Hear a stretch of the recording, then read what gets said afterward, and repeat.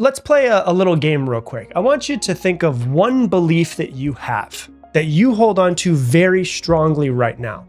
It could be about politics, it could be about religion, it could be about money, relationships, health, any belief that you have. Do you have it in the front of your mind? Okay. Now I want you to imagine that I hand you two newspapers, and both of them have articles on the front of them. One of those newspapers proves that your belief is absolutely correct. And the other newspaper proves that your belief is absolutely false. Which one do you think you're more likely to read? Which one do you think that you're going to skip? Which one do you think that you might skim through? Well, if you're like pretty much every other human that's existing on this planet, you will gravitate towards the one that confirms what you already believe. And that's not because you're stubborn. It's not because you're arrogant. It's because your brain is actually wired that way. It's called the confirmation bias. And it is this silent architect that is creating your entire personal reality. And it doesn't seem like it's a really big deal when we're just talking about reading articles, but it's a really, really big problem when you are trying to grow yourself, when you're trying to create a better life, and when you're trying to get out of your comfort zone to build something great. Because you have beliefs about yourself. You have beliefs about the world. You have beliefs about other people. And you will always look for confirmation that your beliefs are true. And what this does is it doesn't free you in any sort of way. It actually kind of creates an invisible prison that you're stuck in. And it's one of the main reasons why people stay stuck in the same place and unconsciously self-sabotage themselves. Like the amount of times that I hear coaching clients say like, I self-sabotage, or I'm trying so hard, but I feel like even no matter how hard I work, it feels like my wheels are just spinning and I'm not going anywhere. Well, the confirmation bias is usually a really, really big piece to this. And that's why I want to dive into it with you today. So when you look at the confirmation bias, basically at its core, the confirmation bias is the brain's way of protecting its existing model of the world, which would also be known as your beliefs. So what you will do naturally as a human is you will seek out evidence that supports your beliefs so that your beliefs actually get stronger. You will also interpret neutral events in ways to fit your beliefs. So you actually take neutral events and shift them so that you actually see a neutral event as a way to actually show that your belief is stronger, that supports your belief even more. And then when you actually get evidence that challenges your beliefs, you will reject that evidence that is right in front of your face because it doesn't line up. And the reason why this is a trap is because, well, one of the reasons why it's a trap is because the smarter that you are, the better that you are at rationalizing your bias. Well, that sucks, huh? Because I'm assuming if you're listening to this podcast, you're a pretty intelligent person. You want to learn and you want to grow and you're interested in science and psychology and neurology and all of that. So you're probably pretty smart, which means you're actually better at rationalizing your bias.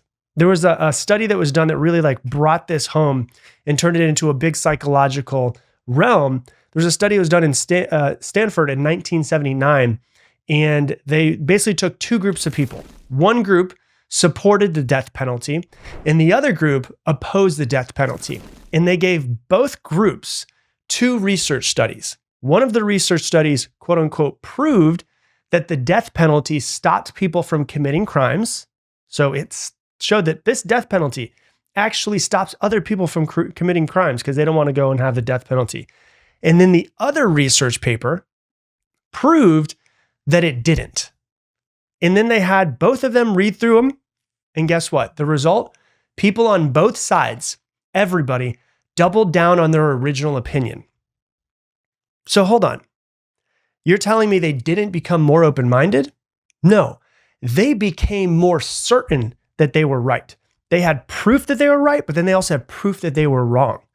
And they unconsciously identified with the research paper that proved what they already believed, which means that your brain is less likely to be objective, like hopefully a really good judge would be, being objective and seeing all of the facts and everything that's in front of us. Your brain's less likely to be objective like a judge, and it's more likely to be subjective like a lawyer that's hired to win your case, even if that means hiding evidence. And this is a really key part because I always say like your brain is like cosmic Google. If you want to go into Google and you type something in, you're going to find your answer in Google. And so one of the things I've been saying for years, and I've always thought this is wild, is if you go into Google and you type in, is coffee good for your eyesight? You will find tons of studies about how coffee is good for your eyesight. If you go into Google and type, is coffee bad for your eyesight? You will get a whole bunch of studies about how coffee is bad for your eyesight. Your brain works the exact same way. If you go into your brain's Google and you say, why am I not good enough? Why am I not smart enough? Why am I a loser? Why will I never make enough money? And that's basically what we're doing all the time. Why am I not worthy of love? All of the data, all of the evidence that you need is sitting right there ready for it. But the problem is you're looking through that perspective and not the other perspective. And that's why you stay stuck. And your confirmation bias will hijack your perspective and your perception. So, to understand why it's so powerful, you need to understand like how and where it operates. So when you look at your perception, it's basically what you see and the meaning that you assign to what it is that you see. And your confirmation bias will really mess with this. So your confirmation bias will actually determine how you see the world, how you observe the world, and then the meaning that you give the things that happen around you. And so like, here's the way you want to think of the confirmation bias, okay? Imagine that I am driving a car and you're next to me in the passenger seat. And as I'm driving the car, I start hearing a weird clicking noise. And I'm like, oh my God, something's wrong with my car. And I pull off and I go onto the next exit. My brain is going to filter out almost everything except for what looks like it might be a mechanic shop or someplace they can help me fix my car. If you're really hungry, you're not going to notice any of the mechanic shops. What are you going to do? You're going to notice every place that we could possibly eat. And then let's say our friend is in the backseat and our friend in the backseat really has to go to the bathroom. They're not going to notice anything except for places where they could possibly go to the bathroom. There's a gas station. There's a McDonald's. Oh my God, there's a bush. I have to go so bad. Just let me pull over to the bush. So we're in the same car. And this is a phrase that I always am quoted for, is we're all seeing the same thing, but we're all seeing something different. That is what perception is. And perception is changed by our confirmation bias. I'm seeing anything that looks like a mechanic shop. You're seeing anything like a place where you could go and eat. Our friend is seeing anything that looks like a place where he could go to the bathroom. So you want to think of your perception as like your brain's interpretation filter. And here's how your brain will be hijacked by your perception and also your confirmation bias. It will spot what supports you. So your brain will pay attention to the details that confirm what you already think. It will bend the meaning of other things. Research has found that we will actually change neutral facts to interpret them to fit our pre-existing story. And it will dismiss anything that happens to challenge what our beliefs are.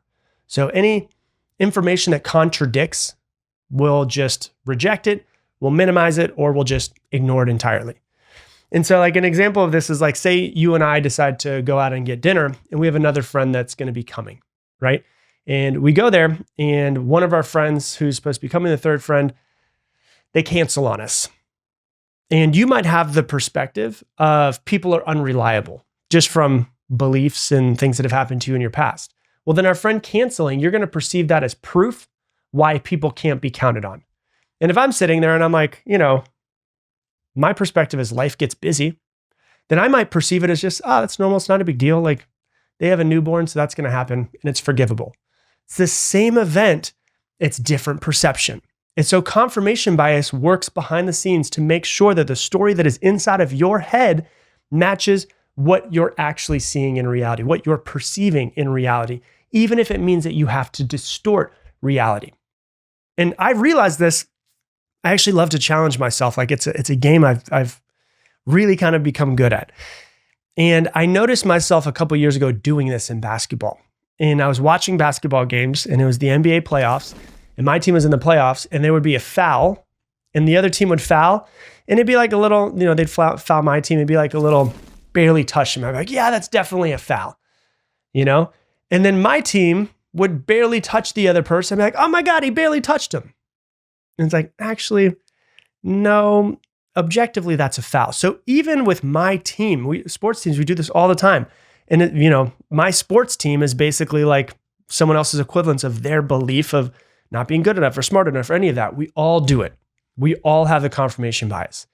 And so what we need to do is really start to challenge ourselves, challenge our perspective, because you can't completely remove your perspective because it's part of being a human, but you can challenge it and you can check it against reality so that you can actually see more clearly, which is what we all really want to do. We want to see reality clearly, not through a distorted lens. And so here's what you need to do.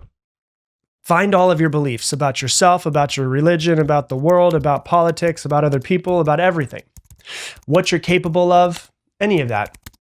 Then when you notice that belief come up, what I want you to do, challenge it.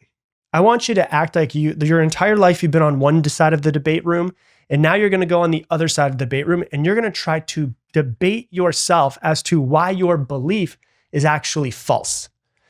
And you're going to look for evidence for why your belief is not true. Because your beliefs you should hold really loosely. Like a belief is just a thought that you've had so many times that you actually think that it's true, but you're living in your own hallucination. Your beliefs are very, very, very rarely objectively true. Almost any belief that we hold can be proven false. And so if we don't challenge our beliefs can really become a prison. And you want to be free. So your goal here isn't to completely erase all of your perspective. It's really just to try to see the truth more clearly. Because if you can see the truth more clearly, you can get yourself free from your own beliefs and your old identities. And then you can actually start to shift your life. When you learn to challenge the angle that you're looking from, your perception stops being a mirror of our biases and it starts becoming a window to see objective truth more clearly. And so, why you want to change your confirmation bias, because you might be sitting there going, well, I have these beliefs. I've had these beliefs my entire life. Like, why would I need to change them in the first place? Well, because if not, we get stuck in echo chambers where we try to find other people who think exactly like we do. And we mistake agreement from other people for actual truth. This is why you'll very rarely ever see somebody who believes on one side of the political spectrum watching the news from the other side of the political spectrum, is because they don't want to actually have their confirmation bias in any sort of way challenged, and their beliefs challenged in any sort of way. And when you stay stuck in any sort of place, you lose the opportunity to grow. The stuff that makes you uncomfortable, that you don't want to hear, never gets past your mental firewall. And so you never grow in any sort of way. And so you build this distorted reality that feels real to you, but it's really just one giant hallucination that you live in. And the more invested that you are, like emotionally invested you are in a belief, the stronger the bias actually becomes. And then that belief, especially if that belief is tied to your identity of who you think you are, then changing your mind and changing your identity and your belief about yourself feels like changing who you are.